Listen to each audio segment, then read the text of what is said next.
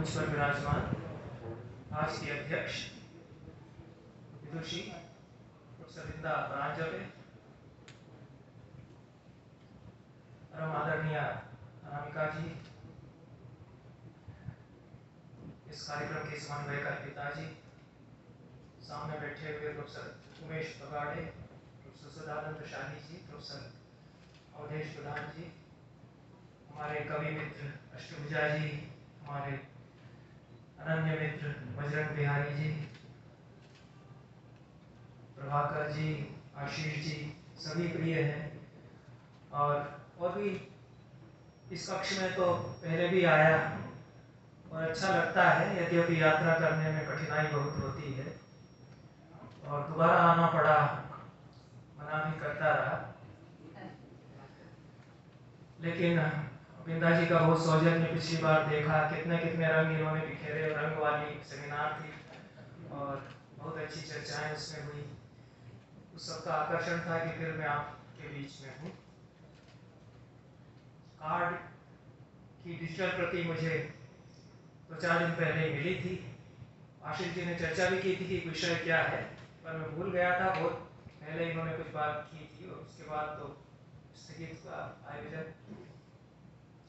तो कालिदास की उत्तर जीविता ऐसा विषय है, उस कार्ड से मुझे फिर पता चला या पुनः स्मरण हुआ। तो उत्तर जीविता भी कुछ अलाय बलाय होती है, ऐसा मुझे उससे लगा। तो मैंने कल ये आए तो पूछा, भाई है क्या उत्तर जीविता?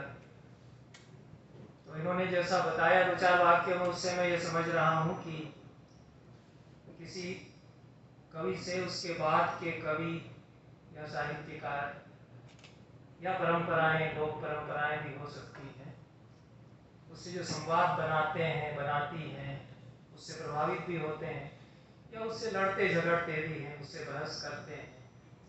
तो सारा जो सिलसिला है संवाद का, बहस का, प्रभाव ग्रहण करने का, इसको शायद उत्तर जीविता कहा जाएगा।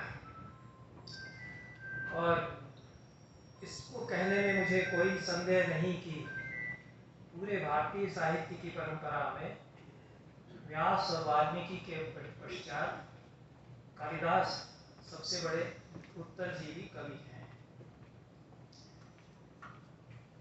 और कालिदास ही ऐसे कवि पूरे भारतीय साहित्य में हैं जिन्हें कविकुल गुरु और विश्व गुरु कहा गया। मुझे नहीं जानकारी है कि किसी और कवि को कविकुल गुरु या विश्व गुरु नहीं, किसी और कवि को कविकुल गुरु और विश्व कवि कहा गया हो। रविन्द्रनाथ टैगोर को छोड़ करके एक अपवाद है, उनकी चर्चा मैं करूंगा। मैं इसीलिए करूंगा कि एक विश्व कवि कालिदास है, उनके बाद रविन्द्रनाथ टैगोर भी है, पर और किसी कवि को कविकुल गुरु नहीं कहा गया। व्यास और वाल्मीकि को भी नहीं कहा गया, कालिदास को कहा गया कि कविकुल गुरु है। कविकुल गुरु को आप vice chancellor of the poets translate करेंगे तो बहुत ही भद्दी बात होगी, कालिदास की तौहीन होगी। लेकिन जिस भाव से हम उनको कविकुल गुरु कहते हैं, वो केवल कालिदास को जानने वाले लोग समझते हैं कि हम क्यों उनको, और यही उत्तरजीविता, कविकुल गुरु कहने में ही उत्तरजीविता की सारी अवधारणा आ जाती कि क्यों हमने कहा है। केवल कालिदास को ही हमने पूरी परंपरा में, लगभग 2000 साल की पूरी परंपरा में निर्विवाद रूप से, और किसी को भी हम कह ही नहीं सके। श्री हर्ष को कहते हैं, बड़े कवि हैं, और भी कई कवि हैं, प्रसाद तो बहुत बड़े कवि हैं, और उनको भी शायद नहीं कहेगा कोई। कालिदास को ही कहा जाता है कि वे कविकुल गुरु हैं। तो मेरे सामने दिक्कत बहुत बड़ी है। मैं इनसे कह रहा था, आशीष जब कल आए, क्योंकि कालिदास की उत्तरजीविता पर बात करने के लिए तो कई महीने, कई लोगों के कई व्याख्यान हो सकते हैं। इतना बड़ा विषय है। पूरी भारतीय भाषाओं में, पूरी परंपराओं में किस किस ने क्या क्या कालिदास से लिया, संवाद किया, झगड़ा किया, उसका लेखा जोखा तो बहुत ही बड़ा काम है। मैं तो यह भी नहीं कह सकता कि मैं स्थालीकुलाकन न्याय से कुछ नमूना पेश कर दूंगा। स्थालीकुलाकन न्याय होता है, जो हिंदी के छात्र बैठे हैं यहाँ, संस्कृत के तो कोई दिख भी नहीं रहे हैं, इसलिए आप लोगों को याद नहीं, मालूम होना चाहिए संस्कृत का मुहावरा है और न्याय होते हैं संस्कृत में। तो खैर काशी में तो वैसे भी जानते होंगे, हिंदी के भी छात्र जानते होंगे। तो बटलोई में चावल पक गया है या नहीं, इसको जांचने के लिए चम्मच से उसको उठा करके और मसल करके एक दो चावल देखते हैं कि पका है या नहीं। तो किसी की जांच करने के लिए थोड़ा सा नमूना पेश कर देते हैं, स्पेसिमेन दे देते हैं। डेटा कलेक्शन में भी ये पोलिंग वोलिंग जो होती है उसमें भी यही करते हैं। तो स्थालीकुलातन न्याय से हमने कुछ चीज़ों, बहुत सारी चीज़ों के बीच में से एक उठा करके जांच लिया, उससे बाकी की जांच हो गई। तो स्थालीकुलातन न्याय से कालिदास की उत्तरजीविता बताने में दिक्कत ये आती है, किसी एक बटलोई में चावल पक रहा हो तो उसको निकाल के बता दें कि पका है या नहीं। यहाँ तो हजारों हजारों बटलोइयों में, भगोनियों में, प्रेशर कुकरों में हजारों हजारों कवियों परंपराओं ने कालिदास से लेकर के पकाया अपना। किसी ने नमक लिया, किसी ने घी ले लिया, किसी ने आटा और भी कुछ रसोई का रसद भी ले लिया, और किसी ने उनकी मिट्टी पलीत भी की। तो किसकी चर्चा करेंगे, ये समस्या आती है। और एक और पक्ष इस विषय का है, विषय पर मैं आऊँगा और मुझे 12:15 के करीब समाप्त कर देना है। 11:15 पर हुआ है मेरा, 1 घंटा आपने बोला है स्कूल की। तो ये इसका एक और पक्ष है जो मैंने ये कहा कि कालिदास को ही केवल कवि कुलगुरु कहा गया। पूरी संस्कृत की कवि परंपरा में कालिदास को ही विश्व कवि हम आज कहते हैं और किसी को नहीं कहते हैं। और कालिदास पर जितनी कविताएं, जितने नाटक, जितने खंडकाव्य लिखे गए, उतने किसी भी भारतीय कवि पर नहीं लिखे गए होंगे। यह नहीं, भले ही पूरे भारतीय साहित्य की जानकारी मुझे न हो, लेकिन वो जायजा मुझे आभास है कि नहीं लिखे गए होंगे इतने ज़्यादा काव्य रचनात्मक साहित्य केवल कालिदास को आधार बना करके। जबकि उनके बारे में किसी को कुछ पता नहीं है कि वो डाल पर बैठे थे, उसको काट रहे थे कि नहीं काट रहे थे, कि वो मूर्ख थे कि नहीं थे, कि वो बड़े ब्राह्मण के पंडित परिवार में हुए थे कि गांव के ग्वाले में हुए थे, कि वो लंका चले गए थे कि नहीं चले गए थे, कि वेश्या ने उनकी हत्या कर दी थी, कि सारी प्रवाद है। फिर भी हर कोई उठा करके कालिदास चरितम नाटक लिखता है संस्कृत में, कालिदास चरितम काव्य लिखता है, तो नाटक छोटे पर लिखे जाते हैं, बड़ी संख्या है। एक अपवाद थोड़े से हैं, वो शंकराचार्य है। शंकराचार्य पर 26 महाकाव्य खंडकाव्यों की सूची मेरे पास है, उससे ज़्यादा है। लेकिन शंकराचार्य अलग है, वो तो महापुरुष, संत, अध्यात्म पुरुष, वो सब है। फिलासफर भी है, वो कवि भी बहुत बड़े हैं, बहुत महान कवि भी हैं। यदि सौंदर्य लहरी और आनंद लहरी उन्हीं की है तो दुनिया में वैसी कविता नहीं मिलेगी आपको, बेजोड़ कविता है।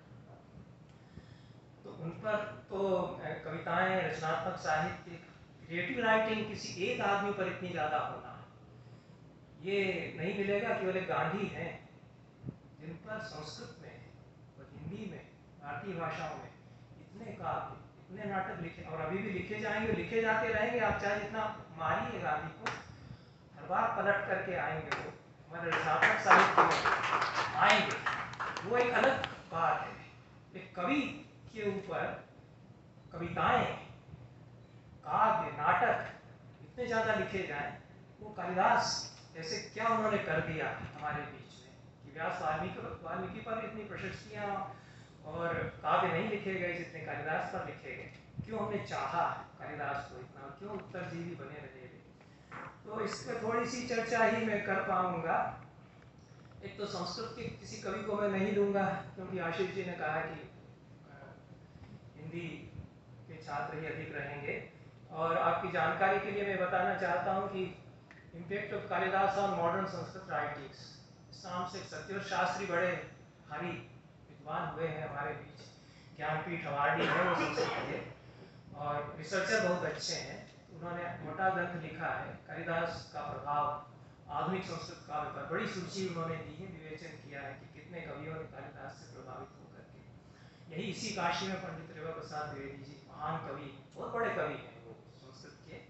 वो तो कहते हैं कि शिष्या कश्चित कवि कुलगुरो, कवि कुलगुरु का एक कोई शिष्य अदना साया है जो लिख रहा है। और इतना बड़ा अद्भुत महाकाव्य उन्होंने लिखा है, सीता चरितम और स्वातंत्र्य संभवम, बड़े बड़े महाकाव्य उनके हैं और अच्छी कविता होती है। तो वो कालिदास से बहुत कुछ ग्रहण करते हैं, क्या क्या कहाँ ले लेते हैं कहना मुश्किल है। तो मैं 3 कवियों को लूँगा एक तो तुलसीदास और एक रविन्द्रनाथ टैगोर और एक जयशंकर प्रसाद। और इनके माध्यम से कालिदास कैसे उनकी आहटें, उनकी पदचाप हमारी कविताओं में सुनाई देती है और क्या हमारे कवि उनके साथ बर्ताव करते हैं, इस पर मैं चर्चा करूँगा। तुलसीदास जी ने कहा कि नाना पुराण निगमागम सम्मतम यत् रामायणे निरदितम क्वचित् अन्यतोपि। क्वचित् अन्यतोपि में शायद बहुत कुछ वो इशारा कर रहे हैं कि कुछ और कवियों को भी मैंने लिया है, जिसमें अगर आप ये जयदेव का जो नाटक है, तो संस्कृत में एक तरह से लीला नाटक है, उससे बहुत सारी रामलीला की परंपराएं आती हैं। प्रसन्न राघव जो नाटक है 12वीं शताब्दी का, उससे तो उन्होंने बहुत कुछ ले लिया है। पूरा दक्षिण परशुराम संवाद उसमें लगभग वैसा ही है, बहुत सारे संवाद संस्कृत कविता से। क्वचित् अन्यतो भी जहाँ कह रहे हैं वहाँ बहुत सारे कवियों का इशारा भी वो कर रहे हैं और भी उनके सोर्सेज होंगे, और उसमें कालिदास तो है ही। अब पहला श्लोक आप देखिए रघुवंश का, और रामचरितमानस में भी मंगलाचरण है, तो सभी जानते हैं और ऑब्वियसली दोनों एक ही बात कह रहे हैं, तुलसीदास भी और कालिदास भी। वागर्था विव संपृक्तो वागर्थ प्रतिपत्ते गिरा अरत जल बीच सम कहिए प्रतिज्ञा फिर। लेकिन तुलसीदास क्या करते हैं? संभावना इस बात की है कि कालिदास से ही पंक्ति चलकर ये विचार वाणी और अर्थ की, शब्द और अर्थ की संप्रक्ति की जो बात है, जो कालिदास ने कह दी, वहाँ उन्होंने उमा महेश्वर के लिए कहा, यहाँ इन्होंने सीताराम के लिए कहा है। उनके आराध्य उमा महेश्वर है, वो तो कालिदास महामहेश्वर कहे गए हमारी परंपरा में। शैव शास्त्र की परंपरा में कालिदास को अभिनवगुप्त की तरह का बड़ा दार्शनिक भी माना जाता है, कोई गलत बात है। तो और यहाँ तुलसी है। अब कालिदास ने ये लिखा कि वाणी और अर्थ की तरह जो संप्रक्त हैं, ऐसे पार्वती और परमेश्वर की मैं वंदना करता हूँ वाणी और अर्थ की प्रतिपत्ति के लिए। इसमें दो शब्द आ जाते हैं, तो संप्रक्ति और प्रतिपत्ति। कालिदास की बड़ी लंबी टीका परंपरा है। एक सौभाग्य कालिदास को ये भी मिला, उत्तरजीविता ये भी है कि कितनी टीकाएं कितने बड़े बड़े पंडितों ने उन पर लिखी, जो अपने समय के बड़े दार्शनिक हो सकते थे, विचारक हो सकते थे और बड़े कवि के रूप में माने जाते, उन पंडितों ने कालिदास पर टीका लिखने के लिए जिंदगी दे दी। मल्लिनाथ मामूली कवि नहीं, आप उनके केवल उनकी हर टीका के जो मंगलाचरण है उनको देखिए तो लगता है कि बहुत ही बड़ा कवि है। सुंदर रचना मल्लिनाथ करते हैं, तो महाकाव्य है उनका, पूरे रामायण पर मल्लिनाथ का महाकाव्य है, उनके धर्मशास्त्र के ग्रंथ हैं, जाने जाते हैं कालिदास और माँ व भारवी के टीकाकार के रूप में, क्योंकि उनको लगा कि ज़्यादा जरूरी है कि मैं एक व्याख्या परंपरा को जिलाए रखूं जो इन कवियों की है। तो अब मल्लिनाथ तो बहुत बात की, उनके पहले वल्लभ देव हैं, उनके पहले बड़े बड़े टीकाकार हैं जो अपने समय के बड़े ज्ञानी विचारक हैं, कालिदास पर टीका करते हैं। ऐसे टीकाकार हैं, आप देखिए पूर्ण सरस्वती बड़े वेदांती, वो बड़े दार्शनिक अपने समय के, कुछ विद्युत लता मेघदूत की लिखते हैं, अद्भुत टीका है, एक एक श्लोक की दो दो तीन तीन पेज में, और ऐसा उसके ऊपर ललित निबंध लिखते चले जाते हैं, ऐसा डूब करके मेघदूत की व्याख्या वो करते हैं। जिनको जिज्ञासा हो, मेरी किताब है कालिदास की समीक्षा परंपरा, बेस्ट रिसर्चर का अवार्ड भी उसको ओरिएंटल कॉन्फ्रेंस में दिया था। उसमें मैंने रघुवंश के, मेघदूत के, शाकुंतल के जो पारंपरिक टीकाकार जो इनकी व्याख्या करते हैं उस पर मैंने चर्चा की है। एक उत्तरजीविता कालिदास की यह भी है कि टीका परंपराओं में कितनी, और ये 19वीं 20वीं शताब्दी तक बड़े पंडित कालिदास पर टीका करके नई कुछ न कुछ बात उसमें से निकालते रहे। तो ये जो वागर्था जो संप्रक्त वागर्थ प्रतिपत्ति जो कहा गया है, इसमें संप्रक्ति और प्रतिपत्ति की बड़ी दार्शनिक व्याख्याएं की गई। और प्रतिपत्ति तो रामायण दर्शन में भी शब्द है। संप्रक्ति से क्या कहना चाहते हैं कालिदास? असल में कालिदास की एक आदत है जो पंडितों को छेड़ने के लिए कुछ छोड़ देते हैं। बहुत बड़े दार्शनिक और बड़े शास्त्रज्ञ हैं, लेकिन प्रतिभा उनकी ऐसी कुछ पता नहीं चलता कहाँ से क्या लेके पचा करके कविता में बना रहे हैं। तो संप्रक्ति और प्रतिपत्ति उन्होंने छोड़ दिया पंडितों को कि इसकी गुत्थी सुलझाते रहेंगे, तो बड़ी इस पर टीकाएं की गई कि संप्रक्ति कैसी होती है और प्रतिपत्ति कैसी होती है।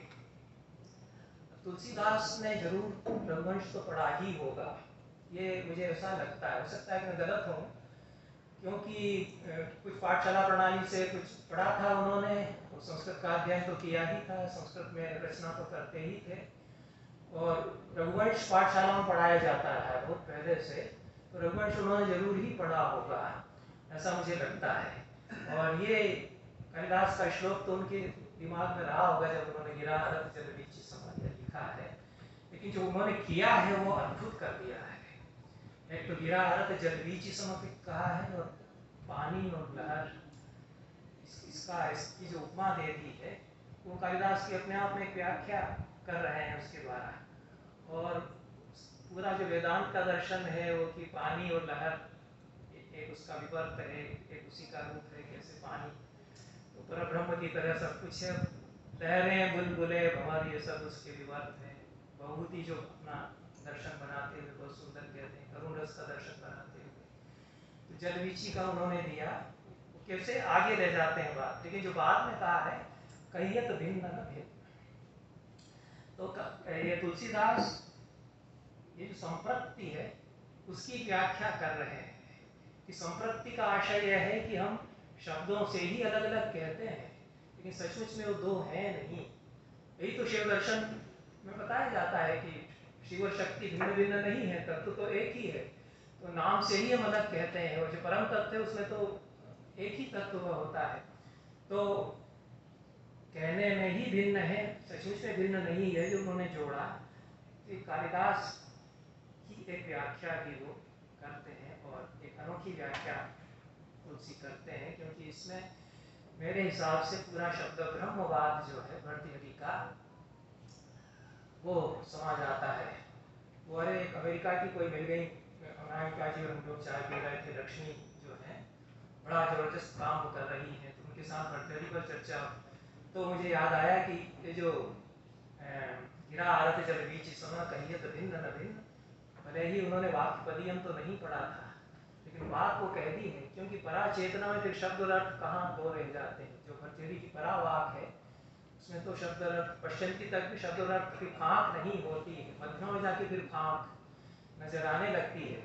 तो ये हमारा ही दर्शन है जो दुनिया को हमने दिया कि चेतना और भाषा का जो संबंध है, ये अब तो डेरिडा फूको वगैरह उनको जब पढ़ते हैं और उनसे पूछा जाता है कि आप जो कह रहे हैं, ये भी बात की हमने सुबह उनसे, तो वो तो भर्तृहरि नागार्जुन कह चुके थे, तो वो लोग मुस्कुरा के रह जाते हैं चुपचाप। तो ये हेराल्ड कोविड या ऐसे कुछ हेराल्ड कॉवर्ड, अच्छा याद है आपको। हाँ, तो ये उन्होंने पूछा डेरिडा से कि आप जो कह रहे हैं वो तो नागार्जुन और भर्तृहरि कह चुके थे, तो उनका अच्छा अच्छा अच्छा, और चुप रहे। तो ये पूरी उत्तर आधुनिक फिलॉसफी में जो बात जो भर्तृहरि अब कह चुके थे, तुलसी बीच में कड़ी की तरह यहाँ नजर आते हैं, बजरिए कालिदास, ऐसा हम कह सकते हैं। अब बाकी तो कई पंक्तियां जो मिलती जुलती हैं, तेजस्वी नाम ही नवय समीक्षते, रघुवंश में 11वें सर्ग में आता है, तेजवंत रघुगणीय नरानी, लगभग शब्द भी उस तरह के आते हैं। या रामं पदाति मालोक्य लंकेशम च वरुथिनम हरियुग्यम रथम तस्मै प्रजिघाय पुरंदरः। राम पैदल है और लंकेश जो है रथ पर सवार सेना साथ है, ऐसा देख करके पुरंदर इंद्र ने घोड़ों से जुता हुआ रथ उसको भेजा। देवन प्रभु ही प्यार दे देखा, सुरपति निज रथ तुरंत पठावा इत्यादि। लेकिन कैसे कोई महान कवि अपने से पहले के कवि की कुछ छायाएं लेकर के उनको क्या रंगत देता है। ये टी.एस. इलियट ने कहा, उनको मैं बहुत उद्धृत करता हूँ, हालांकि मैंने सही समझा है कि नहीं वो तो कृष्ण मुरारी जी बताएंगे, कि अपने समय के किसी रचनाकार को पढ़ते हुए जब हम उसके पहले के रचनाकारों की छायाएं उसमें देखते हैं, तो केवल उसी रचनाकार को नहीं पढ़ रहे होते हैं, हम उसके पहले की पूरी परंपरा का पुनः पाठ कर रहे होते हैं, ऐसा इलियट कहते हैं।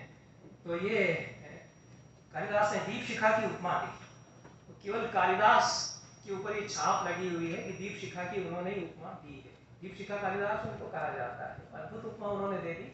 वैसी उपमा कोई और दे नहीं सकता था, फिर और किसी कवि ने रिपीट भी नहीं किया उस उपमा को, ये तो कालिदास के नाम से उपमा है, वैसा हम कह भी नहीं सके थे।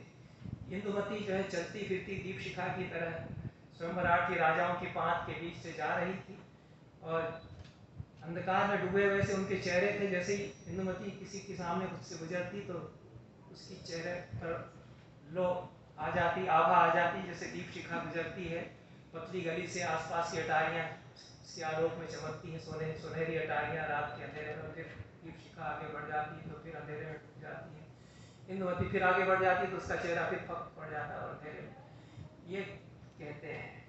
तो ये दीप शिखा शब्द भी फिर और किसी ने इस तरह से इस्तेमाल नहीं किया, लेकिन तुलसी ने किया है। मुझे लगता है कि दीप शिखा वाला पूरा अभिप्राय ही कालिदास से वो दे रहे हैं। उनको पता था कि कालिदास ऐसा कर चुके हैं। तो सुंदरता को सुंदर करई छवि ग्रह दीप शिखा जो करई, बहुत ही अद्भुत है। तो तुलसी अपना एस्थेटिक्स बनाते हैं और छविग्रह की बात उसमें ले आते। छविग्रह से मैं यही समझता हूँ, अवधेश प्रधान जी आचार्य हैं, बताएंगे अगर मैंने गलत समझा हो, कि पुराने समय में राजा लोग अपने महल में एक ऐसा हाल बनाते थे जिसमें आईने ही आईने जड़े रहते थे, सारी दीवारों में आईने, और उसमें राजा रानी जब जाएंगे तो हम ही उनको हर तरफ दिखाए, वो अपने आप को देखेंगे, बड़े मगन होंगे कि हमारी छवियाँ सब जगह। अब तुलसीदास ने क्या किया है कि छविग्रह में कोई नहीं है, केवल दीप शिखा चल रही है। दीप शिखा की आभाएं कितने कितने दर्पणों में, ये जो बिंब प्रतिबिंब का सिद्धांत है, ये अभिनवगुप्त कितना बढ़िया उद्धृत करते हैं कि जैसे कई कई दर्पण एक के सामने रखे, उससे चेतनाएं टकराती हैं और कई कई दर्पणों में बिंब प्रतिबिंबित होती हैं और बड़ा संघट उनका होता है। जब तो ये कई कई दर्पण एक साथ लगे हों और उनमें कुछ एक चीज प्रतिबिंबित हो, वो दीप शिखा हो, उससे क्या होगा। ये सीता के लिए सुंदरता को सुंदर करई। अब आभरणस्याप्याभरणम प्रसाधन विधि प्रसाधन विषय, ये भी मोटिव है कि एब्स्ट्रैक्ट चीज को, जो कॉन्क्रीट चीज है, उसके सामने रखना, ये कालिदास बहुत करते हैं। तो जितने आभरण हैं उनको भी ब्यूटीफाई उर्वशी करती है, सब उन्होंने उर्वशी के रूप का वर्णन करते हुए कहा। और ये तुलसी कह रहे हैं सुंदरता को सुंदर बनाती है सीता, जैसे कि छविग्रह में कोई एक दीप शिखा। इस तरह से कालिदास से झगड़ा तो है ही है। कालिदास कालिदास हैं, तुलसीदास तुलसीदास हैं, दोनों में कोई मेल नहीं है। They are poles apart. भले ही उन्होंने लिया हो कुछ शब्दावली कुछ, और कालिदास से कुछ नहीं तुलसीदास का लेना देना बनता है अदरवाइज। क्योंकि जब ये कहा जाएगा कि कालिदास ने कैसा वर्णन किया है, जयन दाता है और सीता के पयोधरों पर चोंच नखों से लिख दिया उन्होंने, तो नखों से विदारित कर रहा था, सीता चिल्लाई राम भागे बचाने की। तो बड़ा यथार्थ वाल्मीकि ने तो यही किया है। वाल्मीकि ने जो किया वही तो कालिदास बता रहे हैं। सच्ची राम कथा तो वही है। वह भक्ति का मुलम्मा चढ़ा करके उसको, तो जगदम्बा माता सीता है, तो कैसे कोई ऐसा करेगा, ऐसा सोच करके आप पूरा मध्यकालीन बोध के अनुसार उसको प्रस्तुत करते हैं। तो बुरा तो लगेगा जब हम कहेंगे कि इंद्रिय की नखे सस्या विदार स्तलौ विजह, इंद्र का बेटा आया और काग का रूप धारण करके उसके पयोधरों पर उसने ऐसा नोचना शुरू किया, सीता चिल्लाई। वो सीता है जो रावण को धकेलती है, उसका हरण करता है, वो चिल्लाती है और बड़ी क्षत्राणी है। तो वो सीता है, ये उसके साथ करेगा तो यहाँ भी चिल्ला के उसको करेंगी। और फिर वो भागता है राम को देख करके। वो उपमा उन्होंने दी, तो अद्भुत उपमाएं हैं। प्रियोपभोग चिन्हेषु पौरो भाग्यम विवाचरण, प्रिया के साथ जो राम के भोग के चिन्ह है उसमें ऐसी बेवकूफ़ी करने की कोशिश उसने की, ऐसा कहते हैं। तो अब तुलसीदास का तो अगर उनको पता भी चला हो कि कालिदास कोई हुआ, उसने ऐसा लिख दिया है, तो कैसे इसको बर्दाश्त करेंगे। तो सीता चरण चोंच अति भागा, मूढ़ मंदमति कारण कागा, ऐसा ही कहेंगे। वो सारे जो यथार्थ है कथा का उसको हटा करके वो बात करेंगे। इसलिए और भी बहुत सारे उदाहरण मैं तुलसीदास के दे सकता हूँ, जहाँ पर कि बहुत कुछ ले लेते हैं संस्कृत कविता से, संस्कृत नाटकों से। हनुमान नाटक से तो बहुत लिया है उन्होंने। तो कालिदास को पढ़ा है, कालिदास से जितना उनको सुहाया है, वो कुछ मोटिव्स और कुछ मुहावरे, कुछ शब्दावलियाँ उन्होंने ली हैं और कुछ अपना जोड़ा भी है। उतना ही संवाद तुलसीदास का कालिदास से बनता है, क्योंकि कालिदास कवि कुल गुरु हैं, तो तुलसीदास जैसे महान कवि के के साथ होना है, ऐसा कैसे हो सकता था। रविन्द्रनाथ को मैं इसलिए ले रहा हूँ कि जो मैंने ये कहा कि कालिदास ऐसे कवि हैं पूरे भारतीय साहित्य में जिन पर सबसे ज़्यादा रचनात्मक साहित्य लिखा गया। ये बड़ी अनोखी बात है। मेरे ख्याल में शायद ही दुनिया का कोई ऐसा कवि हो जिस पर इतनी ज़्यादा कविताएं, नाटक, क्रिएटिव राइटिंग एक कवि पर इतनी ज़्यादा हुई हो। मतलब उसके अनुवाद हो, अनुवाद तो मेघदूत के ही 50 अनुवादों का, हमारे एक संचेती जी थे जोधपुर में, हम मिले थे उनसे, वो काम कर रहे थे, तो उन्होंने 50 अनुवाद मेघदूत के इकट्ठे करके उनकी किताब छाप दी। और यूरोप की भाषाओं के अनुवाद उन्होंने जुटा रखे थे, और तमाम देखते देखते बुंदेली अनुवाद हमारे सामने हुआ, और लोक भाषाओं में कितने अनुवाद हुए कालिदास के, मेघदूत के। और सबसे ज़्यादा अनुदित होने वाले कवि भी वे हैं पूरे भारतीय साहित्य में। सबसे ज़्यादा टीकाएं जिन पर लिखी गई ऐसे कवि भी वो हैं। लेकिन सबसे ज़्यादा रचनात्मक साहित्य जिस पर लिखा गया ऐसे भी वे कवि हैं। और उसमें आश्चर्य की बात यह है कि रविन्द्रनाथ टैगोर ने बहुत ज़्यादा कविताएं, काव्य कालिदास पर लिखे। तो क्यों ऐसा रविन्द्रनाथ अभिभूत हैं, ये थोड़ा सा मुझे एक पहेली जैसी भी लगती है। इतने महान कवि हैं, वो भी विश्व कवि हैं, लेकिन कालिदास से ऐसा लगता है जैसे वो ऑब्सेस्ड हो जाते हैं। वो ऑब्सेशन लगता है उनका, क्योंकि अपनी उनकी जो जीवन रेखा है, जीवन स्मृति नाम से उनकी जो आत्मकथा है, उसमें बताते थे कि जब मैं बच्चा, बताते हैं कि जब मैं बच्चा था 8-10 साल का, और मेरे बड़े भाई जब बादल गिरता तो मेघदूत गाने लगते हो, मैं सुनकर के, मैं बच्चा था, संस्कृत नहीं समझता था, लेकिन मैं एकदम रोए मेरे खड़े हो जाते कि क्या है, संस्कृत का गा रहे हैं। तो मंदाकिनी निर्जन सीकराणाम घोड़ा मुह कंपित देवदारू, वो देवेंद्रनाथ टैगोर या किसी ने श्लोक पढ़ा, और मेरी उम्र 10-12 साल की थी, तो मैंने तो केवल निर्झर सीकर, वो भागीरथी, इतने 3 शब्द मैंने सुने और मेरे रोए खड़े हो गए, रोमांचित। मुझे याद है कि अरे कैसा कैसा वर्णन है किसी हिमालय का। तो एक तरह का इन्फेचुएशन उनको बचपन से कालिदास के लिए उनके मन में है, और उसके कारण वे कालिदास पर 200 करीब कविताएं, रचनाएं उनकी केवल मेघदूत पर है। ये मैं तो रविन्द्रनाथ टैगोर का विशेषज्ञ नहीं हूँ, बंगला भी नहीं जानता हूँ, और देवनागरी लिपि में जो लिप्यंतर रविन्द्रनाथ के हैं उनको पढ़कर जरूर थोड़ा वो समझने की कोशिश करता हूँ। अनुवाद से तो फिर पढ़ता रहा हूँ। और रविन्द्रनाथ टैगोर ऐसे हैं जिनकी इंग्लिश लिटरेचर में हमको, उनकी कहानियों के अनुवाद बीए में इंग्लिश लिटरेचर में हमको पढ़ाए जाते थे, उनके हंग्री स्टोन्स, और कितनी कहानियाँ हमारे इंग्लिश लिटरेचर में उनकी, रविन्द्रनाथ टैगोर की हमको पढ़ाई जाती थी। तो ऐसे लेखक हैं हमारे बीच। तो एक ऐसे बड़े महान रचनाकार का, वो केवल मेघदूत पर लगभग 200 उन्होंने रचनाएं लिखी हैं, अनुवाद नहीं, टीका नहीं है, क्रिएटिव राइटिंग में मेघदूत की लगभग 200 रचनाओं में आता है। ये इंद्रनाथ चौधरी और दूसरे लोगों के जो छपे हुए उनके आधार पर मैं कह रहा हूँ, ये रिकॉर्ड से मैं कह रहा हूँ। और उन्होंने रिकॉर्ड कैसे दिया कि कब कब रविन्द्रनाथ मेघदूत के बारे में क्या क्या कह रहे हैं। 1890 ईस्वी में जब 29 साल की उनकी उम्र है, मेघदूत कविता वे लिखते हैं। 1892 में 30 साल की जब उनकी उम्र है, मेघदूत पर वे बढ़िया ललित निबंध लिखते हैं। उसके बाद 35 साल की जब उनकी उम्र है तो एक सोनेट वे मेघदूत पर लिखते हैं। जब 40 साल की उनकी उम्र है तो नववर्षा शीर्षक से सुंदर निबंध वे लिखते हैं, उसमें मेघदूत का स्मरण करते हैं। जब 41 साल की उनकी उम्र है तो बाजेर कथा वे लिखते हैं, उसमें भी मेघदूत केंद्र में है। और 1922 में जबकि 61 साल की उनकी उम्र है तब मेघदूत के आधार पर वे कहानी लिखते हैं। 1932 में, 1932 से 1938 तक 3 काव्य वे मेघदूत को आधार बना करके लिखते हैं। उसके अलावा उनकी बहुत सारी छोटी छोटी रचनाएं और अन्य रचनाएं जिनमें मेघदूत प्रकारांतर से आता है, उनकी कुल मिलाकर के संख्या जोड़ करके 200 इन्होंने बताई। उनका पेपर इंद्रनाथ चौधरी हमारे बड़े आदरणीय रहे, वो छपा हुआ है। उसके आधार पर मैं नहीं छापा था अपने संस्थान की जगह में, इसलिए मैं उसके आधार पर कह रहा हूँ। अब कालिदास के साहित्य में बड़ा रमता था रविन्द्रनाथ टैगोर का मन। और विद्यार्थियों की दृष्टि से मैं कहता हूँ कि कालिदास की समीक्षा, सबसे सुंदर समीक्षा यदि देखना हो तो एक प्राचीन साहित्य किताब है रविन्द्रनाथ टैगोर की। उसमें उन्होंने शकुंतला, कुमार संभव और मेघदूत और बाणभट्ट की कादम्बरी, कुछ इन पर निबंध लिखे हैं।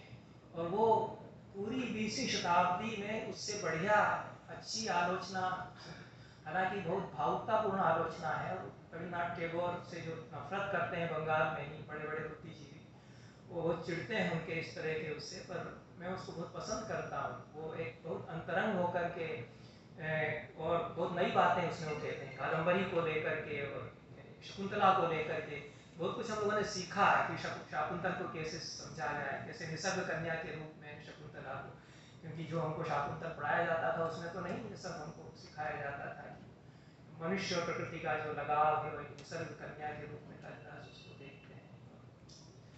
तो ये उनके निबंध तो है ही, लेकिन पूरे उनके साहित्य में कालिदास से जुड़ाव के साथ जो कल्पनाएं फूटती हैं कभी, और उज्जैनी में मेरी प्रिया रह रही है वही ऐसी प्रिया मेरी, बड़ी लंबी कविता उस पर लिखते हैं। अलका मेघदूत में जो है वो उनकी कल्पनाओं में वो जो एक यूटोपिया बन करके आता है बार बार।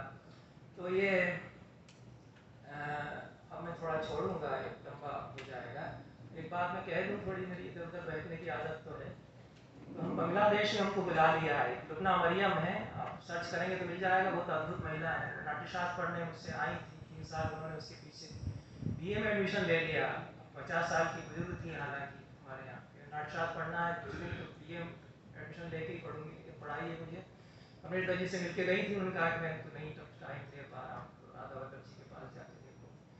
तो वो बड़ी इंटरनेशनल फेम की कलाकार हैं इस समय, रंगम में उनके नाटक होते हैं, देशों में उनके नाटक होते हैं, रविन्द्रनाथ टैगोर के।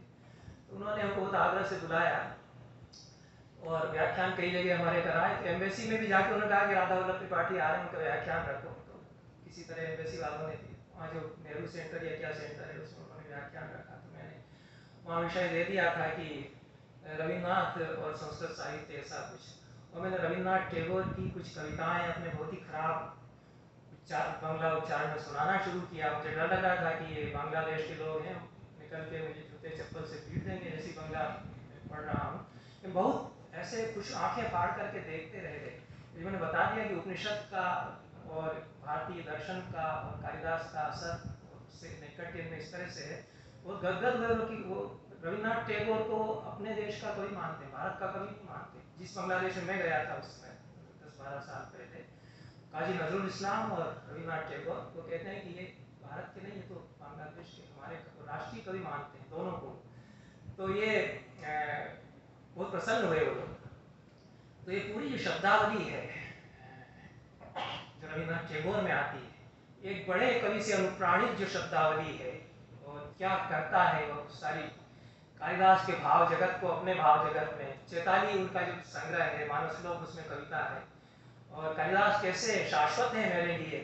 मानस कैलास संगे निर्जर पूने चिले तुम्हें महेशेर मंदिर प्रांगणे ताहार भोपन कवि कोवि को निवास नीलकंठ द्युतिमय स्निग्ध नील। कोई बंगाली तो नहीं है चिरस्थिर औषाढ़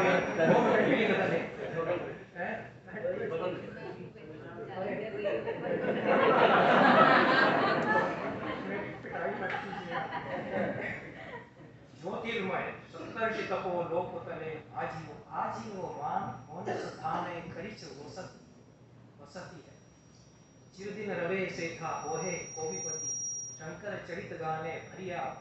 बार बार कहते आओ कवि आओ उतरो, शंकर के चरित गान से भर दो हमारे इस वन को, हमारे इस मानस धाम को, आषाढ़ के पहले दिन आओ इत्यादि। बड़ी लंबी कविताएं उनकी इस तरह की हैं, और उसमें इमेजरी बहुत अद्भुत है। कोविवर कवे कौन विस्मृत वर्षे कौन पुण्य आषाढ़ेर दिवसे लिखे छिले मेघदूत मेघ मंद्र श्लोक विश्वेर विरही यत सकलेर शोक राखिया छे आपन आधार स्तरे स्तरे सघन संगीत माजे कुंजी भूत करे। ये जो पूरी इमेजरी है मेघदूत कैसे एक पत्थर राग के साथ तुमने लिख दिया है कवि। और एक कवि बात का, एक कवि किसी महान कवि को जो कि स्वयं अपने समय का बड़ा कवि है, वो कैसे देखता है, उसकी छवि कैसे देखता है। और सुंदर कविता उनकी कालिदास पर वो है कि अपने समय के सारे तनाव, सारी राजनीतिक विषमताएं, जटिलताएं, संघर्ष, ये सब तुमने क्या नहीं देखा होगा, तुमने भी तो झेला होगा, तुमने सब झेला उसको। नीलकंठ की तरह जैसे विष पीता है नीलकंठ उस तरह से पी गए और अमृत की आनंद की ही वर्षा तुमने की है, ऐसा इत्यादि कहते हैं। सौंदर्य लोक जो कालिदास का है, उससे रविन्द्रनाथ बड़े संतर्पित थे। अपना स्वप्नलोक वे उसके बरक्स बनाते हैं। दूरे बहुदूरे स्वप्नलोके उज्जैनी पुरे कुंजिते गेछुनु कवे क्षिप्रा नदी पारे, ये सब इत्यादि। मेरी प्रिया तो कोई उज्जैनी में रहती है, क्षिप्रा नदी के उस किनारे वहीं वह छूट गई है। उसकी सारी छवि, कर्णफूल उसके, कुंदकली उसके, कुर्बक उसके माथे पर, सारे श्रृंगार प्रकृति के उसको सजाते हैं। महाकाल के मंदिर में फिर जब आरती होती है, उसमें झांझ बजते हैं इत्यादि इत्यादि। कल्पना स्वप्न उनकी कविता है। ऋतु संहार पर आधारित भी कविता है वो लिखते हैं। ऋतुरंग नाट्यशाला उनकी नृत्य नाटिका है, संहार उतार करके लाते हैं। तो माँ संभव से प्रेरित उनकी कविताएं बहुत सारी हैं, पर मेघदूत बहुत ज़्यादा रविन्द्रनाथ टैगोर के साथ रहा है। और रविन्द्रनाथ टैगोर के बारे में जितना भी कहा जाए, कालिदास और रविन्द्रनाथ टैगोर के अंतर संबंधों को लेकर के, और जो सचमुच में जिन्होंने रविन्द्रनाथ टैगोर का साहित्य मूल में पढ़ा है और कालिदास का भी भावावगाहन किया है, वो ज़्यादा अच्छी तरह से इस पर चर्चा कर सकते हैं। इसलिए यहीं पर रविन्द्रनाथ टैगोर से विदा लेकर के मैं जयशंकर प्रसाद पर आऊँगा। और जयशंकर प्रसाद को मैंने तुलसीदास के साथ इसलिए भी लेना चाहा कि जहाँ तक मेरी समझ है, गलत समझ भी हो सकती है, मैं हिंदी साहित्य की समझ बहुत कम रखता हूँ, कि पूरे 500 साल में दो सबसे बड़े कवि हिंदी के पूछे जाए कि कौन है, तो मेरे हिसाब से तुलसीदास और फिर जयशंकर प्रसाद, ये पूरी अर्ध सहस्राब्दी के हिंदी के सबसे बड़े कवि हैं। भारतीय साहित्य में भी ये बड़े कवि हैं। और रविन्द्रनाथ टैगोर की तरह प्रसाद कालिदास से अभिभूत नहीं है, पढ़ा तो उन्होंने बहुत गहराई से। एक बार जयशंकर प्रसाद के बारे में बहुत जोर से आग्रह के साथ कहता रहा हूँ, और इसी काशी में वो रहे हैं, कि वे बहुत बड़े पंडित हैं। वो कई बार संस्कृत के पंडितों को जो बातें मालूम नहीं है, जिन पांडुलिपियों की जानकारी नहीं है, वो प्रसाद को उनकी जानकारी है, तो प्रसाद उनसे उदाहरण देते हैं। रामचंद्र शुक्ल को जो काव्यशास्त्र के ग्रंथ नहीं प्राप्त हैं, वो जयशंकर प्रसाद के पास है, क्योंकि उनके पास मैनुस्क्रिप्ट्स थे। रामचंद्र शुक्ल के पास कदाचित नहीं रहे होंगे, तो अभिनव भारती से उदाहरण दे रहे हैं। काव्य कला निबंध में अभिनव भारती पूरी छप ही नहीं आई है, तो मैनुस्क्रिप्ट रहे होंगे उनके पास। वो किसी बड़े पंडित से पढ़ते थे, परंपरा से उन्होंने संस्कृत पढ़ी है, और बड़े अच्छे पंडित वो थे संस्कृत के। तो उनका कवि रूप है, उसमें वो उस पंडित को अपने साथ रख करके चलते हैं। वो बात अलग, कालिदास भी यही करते हैं। तो रविन्द्रनाथ टैगोर की तरह भी ऑब्सेस, और जिसको इन्फेचुएशन कहते हैं, उसकी सीमा तक कालिदास से उन्होंने ऐसा प्रेम नहीं किया। कालिदास उनकी स्मृति में बसे रहते हैं, उनको संजो करके वे रखते हैं। लेकिन प्रसाद जो करते हैं कविता में कालिदास के साथ, कालिदास को साथ लेकर के, ये मुझे बड़ा अद्भुत लगता है। और वो कालिदास से ही उन्होंने कला सीखी। क्या आप कह नहीं सकते हैं कि किस शास्त्र से, किससे कैसे ले लिया, उसको बचा करके क्या बना दिया है। ये जयशंकर प्रसाद करते हैं। हिमालय पर तो मेघदूत में भी मेघ पहुँचता है, और हिमालय पर मनु श्रद्धा के साथ पहुँचते हैं। कालिदास मेघ को हिमालय पर ले जाते हैं और कहते हैं कि वहाँ गौरी कभी टहलती हुई दिख जाएंगी तुम्हें। सुंदर अद्भुत कल्पना लोक कालिदास का है। उस पहाड़ पर तुमको शिव पार्वती टहलते हुए दिख जाएंगे। झुक जाना और सीढ़ी की तरह हो जाना, बर्फ की तरह जम जाता है बादल, वहां पहुंचकर तो सीढ़ी बन जाना वहां तुम बर्फ की, जिससे कि चढ़ करके गौरी मणिपुर तक चली जाएंगी। फिर मणिपुर वासुदेव शरणगवाल की व्याख्या के अनुसार मणिपुर चक्र है। प्रसाद भी पहुंचाते हैं मनु और श्रद्धा को हिमालय में, और पुरुष पुरातन वहां दिखता है। स्पंदित सा पुरुष पुरातन देखता मानसी लहरों का कोमल नर्तन। प्रतिफलित हुई सब आंखें उस प्रेम ज्योति विमला से, सब पहचाने से लगते अपनी ही एक कला से। समरस थे जड़या चेतन, सुंदर साकार बना था, चेतना एक विरस आनंद अखंड घना था। ये संस्कार कहीं ना कहीं से वो आता है इसमें। हिमालय पर जाकर के पुरुष पुरातन का दर्शन वहाँ पर। ये जो स्पंदित होती हुई चेतना का दर्शन, ये कहीं न कहीं से कालिदास उनके संस्कारों में है, उनके कारण वे ऐसा कह रहे हैं। ऐसा एक बहुत स्पष्ट आभास मुझे जब सारस्वत नगर जो उजाड़ हो गया उसका वर्णन जब मैं पढ़ता हूँ, तो नामवर जी का कहना है कि टी.एस. एलियट के वेस्टलैंड से प्रेरित होकर के उन्होंने उजाड़ सारस्वत नगर का वर्णन किया है।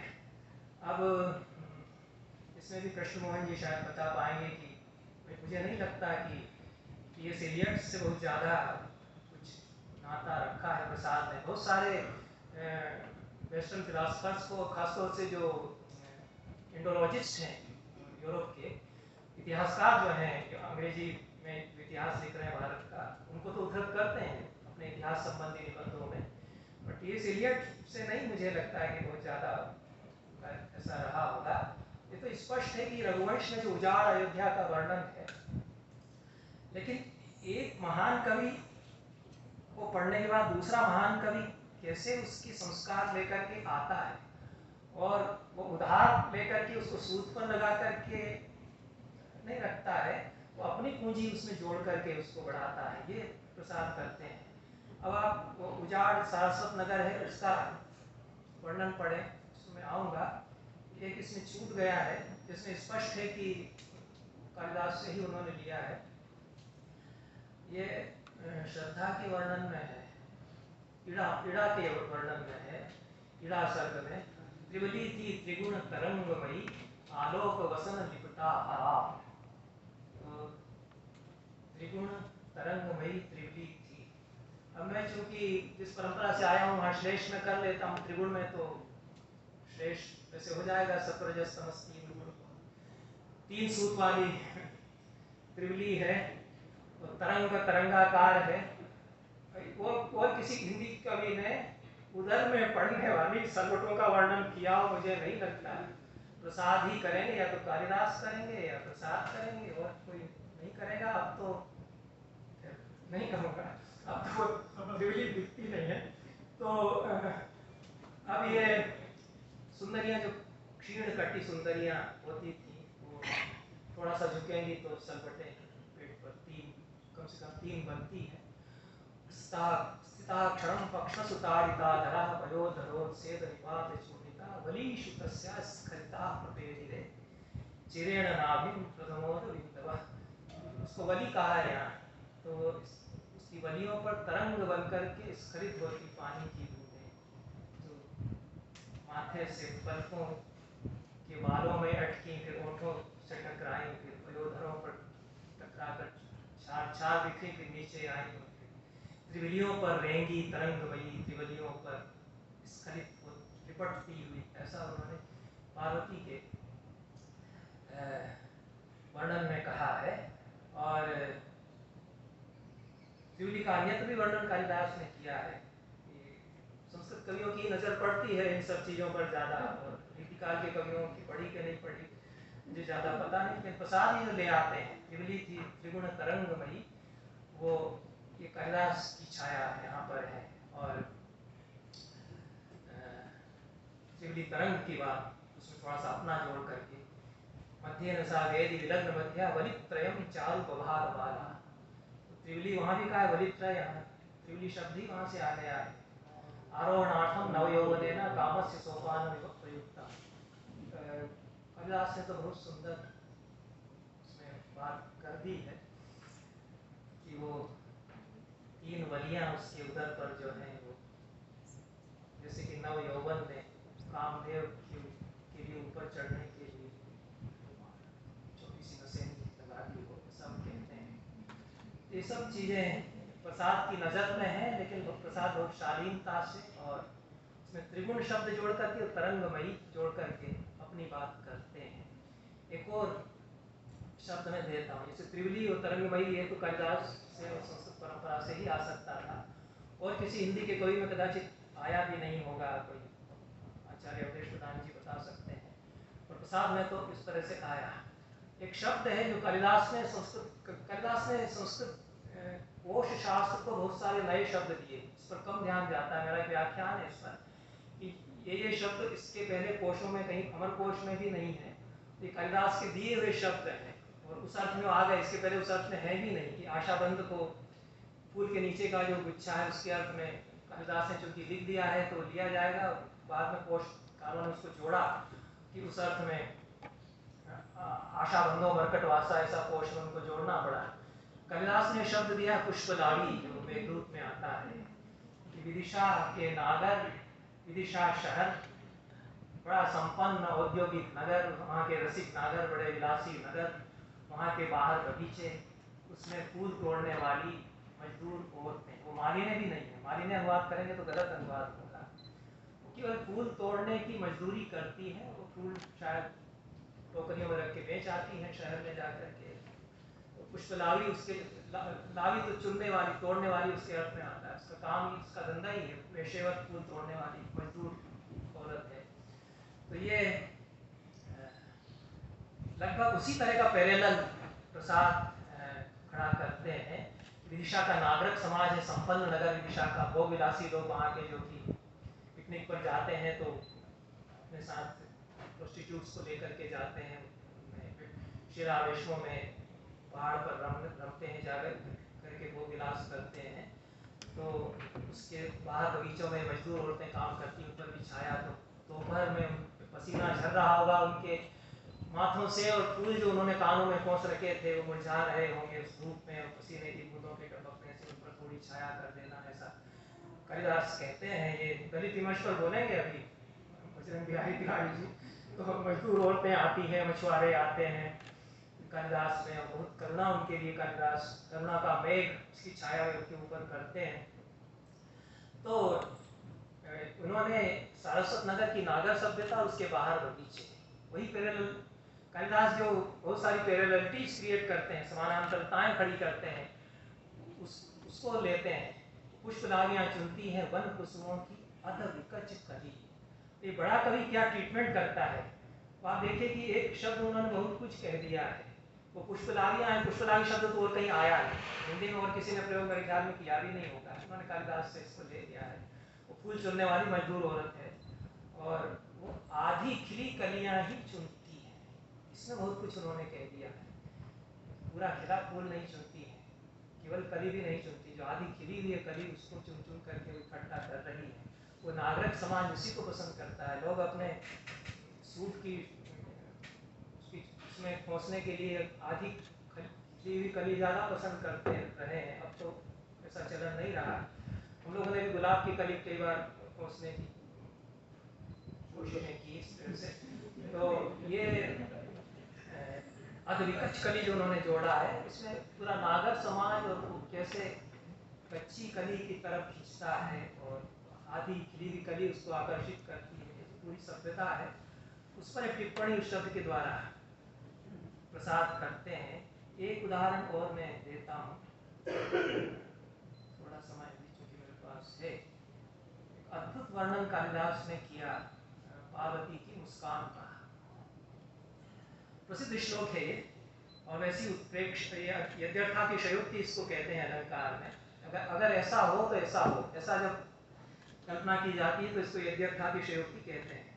तो पुष्पम प्रवालोपहितं यदि स्यात् मुक्ता ब्रह्मा स्फुट विद्रुमस्थं ततोऽनुकुर्या विशदस्य तस्यास्ताम्रोष्ठपर्यस्तरुचस्य तस्य। ये श्लोक है। सफेद पार्वती की मुस्कान का वर्णन है। अब सफेद फूल मूंगे के ऊपर रख दिया जाए या सफेद मोती विद्रुम मणि पर रख दिया जाए तो उसके सुर्ख होठ पर फैली मुस्कान की अनुकृति कदाचित कर पाए, ऐसा कालिदास कहते हैं।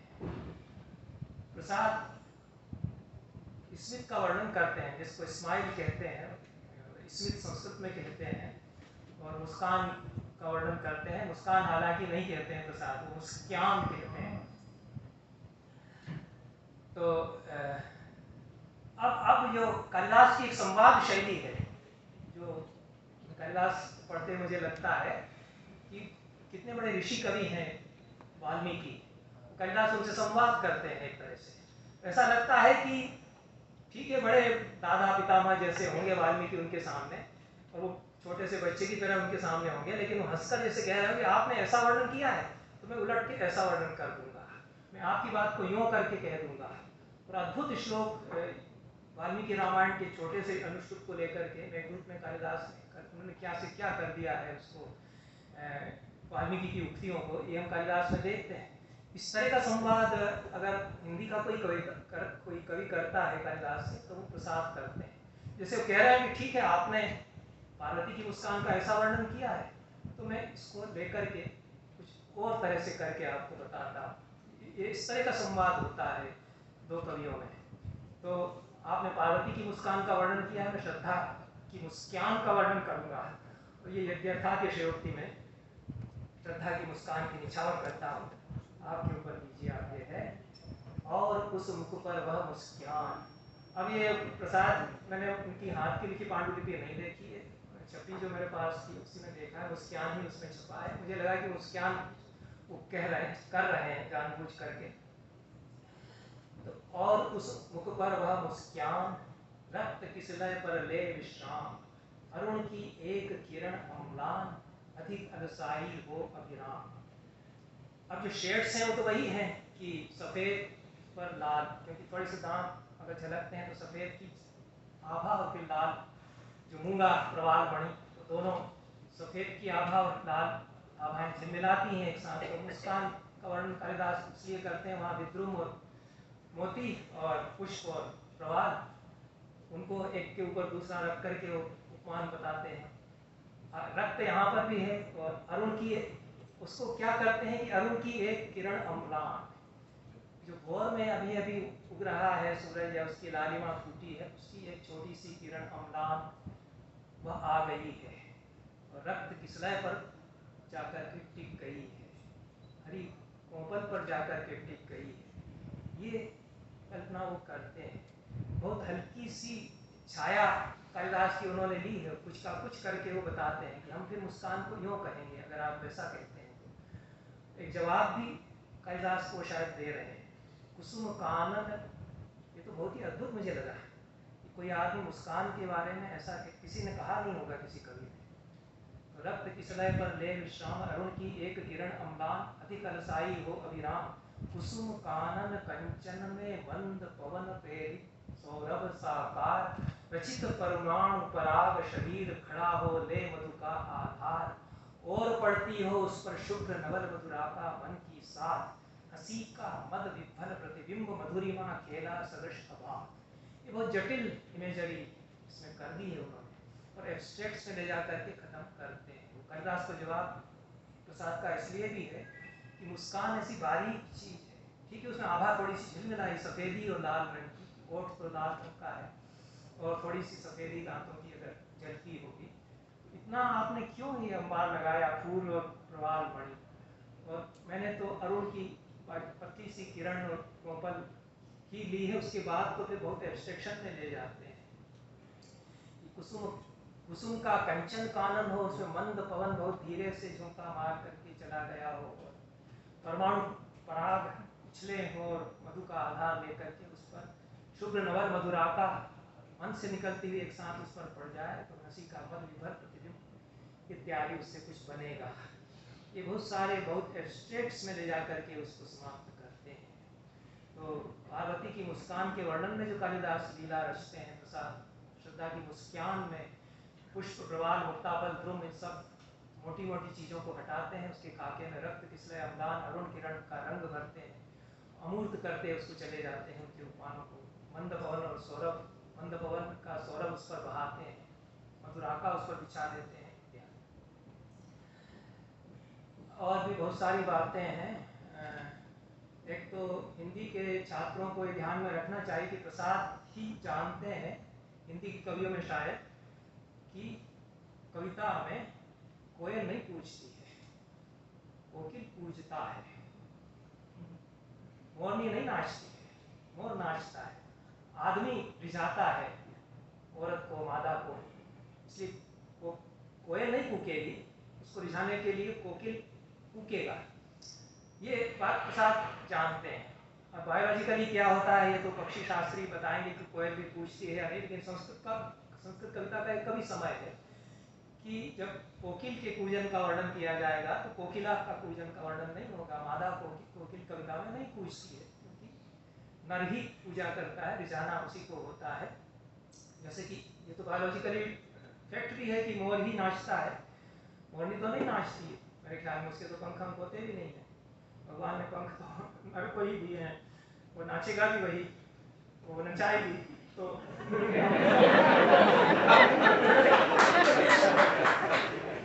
हमने एक बार मंदिर में एक मोर को नाचते देखा। मतलब मोरों जो नाचने वाला है उसमें है कि कोई आके देखे मैं कैसा ठुमक करके नाच रहा हूँ। तो कोई मंदिर था, उसमें अद्भुत दृश्य मैंने देखा कि वो पूरा उसने इतना ऊपर फैला लिया था, वो पैर यूँ दे करके नाच रहा था और यूँ भी देख रहा था कि हमारा डांस कोई देख रहा है तो कुछ हो रहा है क्या। ये मैंने उसको मोर को जो सीता का वर्णन किया है भगवती ने, कि वो ताली बजा बजा करके उसको नचाती थी मयूर को सीता अपने जंगल में। संस्कृत कवियों ने तो अद्भुत संबंध प्रकृति के साथ मनुष्य के इस तरह से चित्रित किए हैं। तो ये जो कोकिल पूजी वसंत के आते ही, उस कोकिलो यन मधुरम जो पूज मनस्विनी मान विघात दक्षम तदेव जातम वचनम स्मरस्य। वसंत के आते ही उस कोकिल जो कूक उठा, तो मानिनियों के रूठी हुई नायिकाओं के मान टूट गए और कामदेव जैसे कोकिल के पूजन के द्वारा उपदेश उनको दे गया। ऐसा प्रसाद कहते हैं, लगा कहने आगंतुक व्यक्ति मिटाता उत्कंठा सविशेष, दे रहा हो कोकिल सानंद सुमन को जो मधुमय संदेश। कोकिल के माध्यम से संदेश। तो यहाँ भी जो कालिदास ने बात की है, यहाँ भी अब उन्होंने क्या किया है कि ये शायद कीड़ा है, उसको उन्होंने मैस्कुलिन जेंडर में वर्णन किया है। जो आगंतुक है वो तो वास्तव में ईड़ा ही है। और जैसे उर्दू कविता में माशूक के लिए कई बार मैस्कुलिन जेंडर में कविता में बात की जाती है, और जो प्रेमिका है, रहस्यमय प्रेमिका है तो तुम आओगे, यह भी होता है। तो यहाँ उन्होंने मैस्कुलिन ये जो पुल्लिंग के प्रयोग किए हैं ईड़ा के लिए, तो वह आगंतुक व्यक्ति कहने लगा, जैसे कि दे रहा हो आनंद सुमन को मधुमय जो मधुमय संदेश। तो उस कोकिल का जो संदेश है, उसने कामदेव का संदेश उसके द्वारा सुना दिया, ऐसा जो कालिदास कह रहे हैं उसकी ईड़ा नहीं है, श्रद्धा है। तो ये बहुत सारी बातें इस तरह से कालिदास से प्रसाद में आती हैं। वो जो मैं कह रहा था उसको 5 मिनट में कह करके समाप्त करूँगा।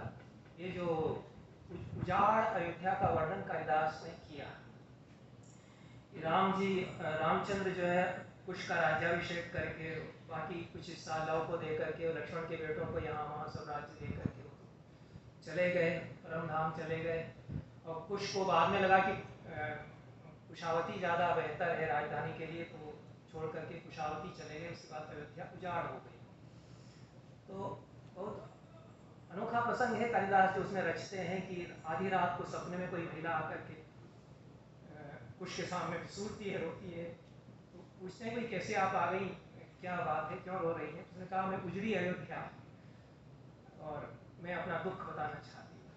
वो जो वर्णन करती है, फरियाद करती हुई कहती है कि मेरी सारी अटारियाँ टूट गई है, मेरे महल खंडर हो गए, और सारा जो आपका राजप्रासाद था उसका पूरा परिसर कंपाउंड अवसान बेला की तरह हो गया है। सूर्य के डूब जाने के बाद उग्र मेघों ने जिसे छिन्न भिन्न कर डाला हो। जिन राजपथों पर नूपुर की रुंझन करती अभिसारिकाएं रात में संचरण करती थी, वहाँ सियारियाँ घूमती हैं। जिस सरयू के जल पर स्नान करती प्रमदाएं नाजुक हथेलियों के थपेड़े, नाजुक हथेलियों से थप्पड़ मारती थी, तब वह जल मृदंग की तरह बजता था। उस पर जंगली भैंसे सींगों से प्रहार करते हैं तो वह चीखता है। वो सुंदर भाषा में कालिदास ने वो सारी जो उजड़ी अयोध्या के वर्णन है, महल के स्तंभों पर जो सुंदर प्रतिमाएं थी उनके रंग धूसर हो गए, सांप उन पर अपनी केचुलें छोड़ जाते हैं, और जो मालाएं सुंदरियों के वक्षस्थल पर उत्तरी बनकर वे केचुलें सुंदरियों के वक्षस्थल के उत्तरी बनकर झूलती हैं, ऐसा कहते हैं। जो पूरा श्रृंगार में विभत्स आ जाता है, और निर्दयी पुलिंदों के वानर उन फूलों को नोचते हैं जिन उद्यानों में फूलों को प्रमदाएं बहुत दया के साथ धीरे धीरे चूमती थी इत्यादि। मकड़ियों के जाले कहाँ तन गए हैं, कहाँ इत्यादि। ये सब अब ये सारस्वत उजड़े हुए सारस्वत नगर का वर्णन है, उसमें ये सारी इमेजरी तो नहीं आई है, तो बात सही है, लेकिन जो टेक्निक है कि जहाँ ऐसा था वहाँ ऐसा हो गया है, ये कालिदास इस तरह की जो शैली है इसको बहुत अपनाते हैं कि कहाँ यह और कहाँ ये, कहाँ ऐसा था और कहाँ ऐसा हो गया है। पूरा जो उजाड़ सारस्वत नगर का वर्णन है वो पहले ऐसा था अब वो ऐसा है। विकल वासना के प्रतिनिधि वे सब मुरझाते चले गए, आह जले अपनी ज्वाला से फिर वे जल में गले गए। रत्न सौध के वातायन जिनमें आता मधु मदिर समीर, टकराती होगी अब उनमें तिमिंगिलों की भीड़ अधीर। तो ये जो सारा परम सौंदर्यमय जो कुछ था सारस्वत नगर कैसा विभत्स हुआ है, ये दोनों की परिकल्पना लगभग वही है। और इसमें व्यक्ति अलंकार इसको कहते हैं। परिणाम और व्यक्ति दो अलंकार बनते हैं इस तरह के वर्णन जो साहित्य शास्त्र के हिसाब से। क्या से क्या हो गया ऐसा जब कहा जाता है, चाहे बेवफा के प्यार में हो या पूरे इतिहास चक्र के उत्थान पतन से हो, लेकिन उसको कालिदास उस उत्थान पतन को प्रदर्शित करते हैं उजड़ी हुई अयोध्या के द्वारा। तो प्रसाद उस उत्थान और पतन को प्रदर्शित करते हैं अपने उसके द्वारा। अब मेरा ख्याल है कि 2-3 मिनट है मेरे पास, तो आप अनुमति दें तो मैं मेघदूत का मैंने भी अनुवाद किया, वो मिल जाता है तो मैं उसको मैं इसलिए सुनाना चाहता हूँ कि ये बहुत अलग तरह का अनुवाद था। तो नहीं मिल रहा है किसी फोन में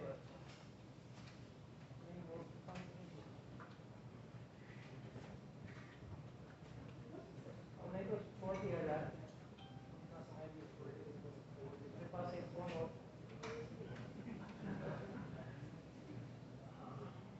बस 2-3 मैं कोशिश करता हूँ कि ये, क्योंकि मेघदूत की बात हो रही है, ये कमलेश्वर त्रिपाठी जब थे डायरेक्टर कालिदास अकादमी के, तो वो कुछ नया वो करना चाहते थे, तो उन्होंने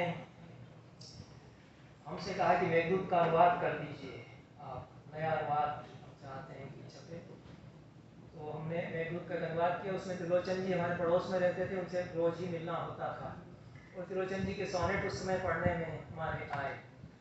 तो हमको लगा कि मैं रोला छंद का बंद लेकर के और मेघदूत का अनुवाद करूँगा। तो मैंने वो अनुवाद किया जो छपा उस समय था, और पहला संस्करण कालिदास अकादमी से निकला था, दूसरा संस्करण भी निकला दिशा के प्रकाशक से, तीसरा संस्करण फिर निकला है अभी। कि उसका जैसा प्रचार होना चाहिए था वैसा नहीं हुआ, और वह बहुत अनोखी कथा उसके साथ है, उसको नहीं मैं कहूँगा। लेकिन मेघदूत का ऐसा भी अनुवाद हो सकता है। इसके लिए क्योंकि मेघदूत पर चर्चा हुई है तो मैं उसके कुछ अंश पढ़ूंगा। त्रिलोचन जी का जो छंद है सोनेट का, वो रोला छंद है, और उसमें 24 मात्राएं और 13-11 की यदि हुआ करती है। और ये कमलेश्वर जी बड़े प्रसन्न हुए, त्रिलोचन जी रह रहे हैं तो आप तो फिर उनके साथ बैठ जाया कीजिए और वो देख लें आपका अनुवाद। तो त्रिलोचन जी भी बहुत प्रसन्न हुए कि सोनेट के फॉर्म में रोला छंद में मेघदूत का कोई अनुवाद कर रहा है। अनुवाद बहुत अलग तरह का हो जाएगा, क्योंकि 4 लाइन की मंदाक्रांत था और ये 14 पंक्तियों का रोला छंद होता है। मेघदूत की जितनी टीकाएं मैं पढ़ चुका था, उन पर लिख चुका था, उनसे जो ध्वनियाँ और जो गूंजें होती हैं उनको भी मैंने उसमें फिर समेटने की कोशिश की। और बहुत दारुण कथा इसके साथ है। वो शंकर दयाल शर्मा राष्ट्रपति थे, उन्होंने रिलीज किया, और अगले दिन अशोक वाजपेयी जी मीटिंग में बैठे थे, उनको एक कॉपी दी गई। हम ऐसे देख रहे हैं हमें भी एक कॉपी देंगे, हमारी किताब है। जैसे नारद मुनि वो देखते थे कि राजकुमारी हमारे में डालेगी, तो हम देखते थे हमें मिलेगी, नहीं मिली, 10 साल तक नहीं मिली मेरी किताब, मेरा अनुवाद। कमलेश्वर त्रिपाठी इतने संवेदनशील आदमी, और श्रीनिवास, तो मैंने अशोक वाजपेयी को चिट्ठी लिखी कि वो जो प्रतियां कहीं पढ़ी उनको जलवा दीजिएगा, क्योंकि मुझे 10 साल हो गए, मुझे देखने को नहीं मिली मेरी किताब। फिर उसकी प्रतियां आ गई थी, तब तक त्रिलोचन जी जा चुके थे। वो बार बार पूछते थे कि कहाँ, उन्होंने भूमिका लिखी थी उसकी, बहुत खुश थे उनके साथ बैठ के। वो चले गए हरिद्वार, मैं उनको नहीं दे पाया। तो ये मेरे मन में बड़ा दर्द है। तो तीसरा एडिशन जब निकला तो मैंने उसका समर्पण लिखा उनके लिए, वो भी उसी रोला छंद में है। समय की भाग दौड़ में हम हैं कटते जाते, जीते हैं मरते हैं स्वप्न नहीं मर पाते, यक्ष हमारे भीतर कोई स्वप्न रचाए। कालिदास ने किसी यक्ष के स्वप्न सजाए, मेघदूत में वे उतने ही अभी खड़े हैं, इस भाषांतर में वे जैसे भी उतरे हैं। सोनेट की काया में पहले उन्हें बसाया, रोला का मैंने सुंदर परिधान पिनाया, चंद बंद में रची हुई यह कविता काया, सोनेट की रचना को जिसने मुझे सिखाया, अर्पित उसी त्रिलोचन कवि को बस स्मृति जिसकी, यहाँ छंद के बंद बंद में बसी हुई है, छाया छाया छाया भर उसकी अब तो, छाया छाया छाया भर अब तो उसकी, अव्यक्त कहीं मानस में बस रमी हुई है। ये एक सॉन्ग समर्पण का है। अब दो मैं सुना दूंगा, अभी भी 1 मिनट ज्यादा ले लेता हूँ। जो पहला छंद है, कश्चित कांता विरह गुना। कोई एक यक्ष था, वह कुबेर का चाकर, चूक चाकरी में कर बैठा कभी रिसाकर, उसको तब अपनी बस्ती से देश निकाला, धनपति ने था 1 वर्ष के हित दे डाला। पहला दुख बिछोह का इसी शाप से जाना, अपने घर से दूर अकेले जो था जाना, महिमा अस्त शाप ने कर दी, था मन टूटा, रहा रामगिरी पर जाकर साथ बंधु का छूटा, जिसके तट पर माता सीता कभी नहाई, पावन करती जल जिसका वह बहती आई, नदी वहां से और घनी थी शीतल छाया पेड़ों की, फिर वहां यक्ष का मन भर आया, वहां रामगिरी था वे आश्रम, जिनमें वह डोले, बस्ती वहां बसाई, पर मन खाए हिचकोले। एक और